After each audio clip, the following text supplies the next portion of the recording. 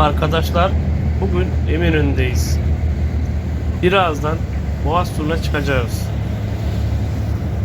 Vapurdan tarihi yapıları ve Boğaz manzarasını göstereceğim.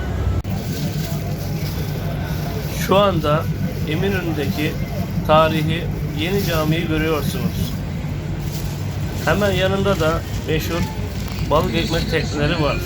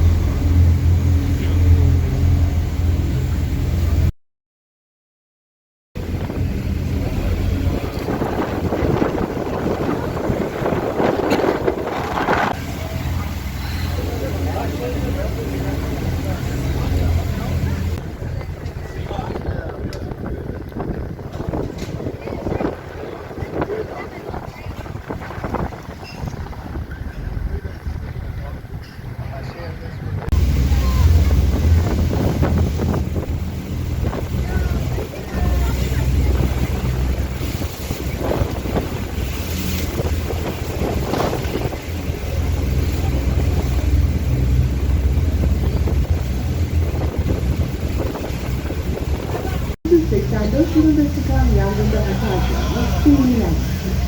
Büyük Nedir diye cami, known by the people as the Old Church, it was built by the architect Adolf Bayern on the Orthodox Temple of the Nedir in 1852, the most Buddhist island line at the Boğaz.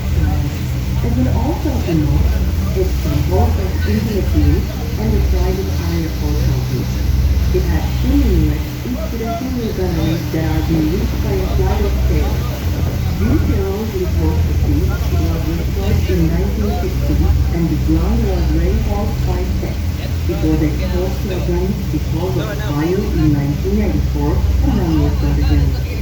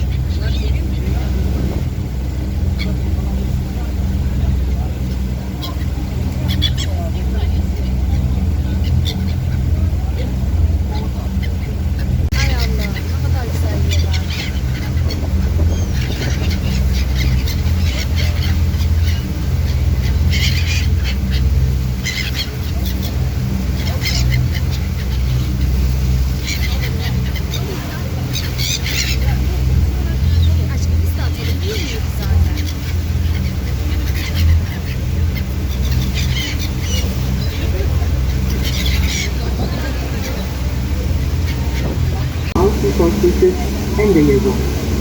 The interior castle is a 4-story rectangular tower. The walls of the interior, the fortress on the Anatolia side of the Bosphorus, on the side of the coast, where it sits at its narrowest point, 100 meters. The street rests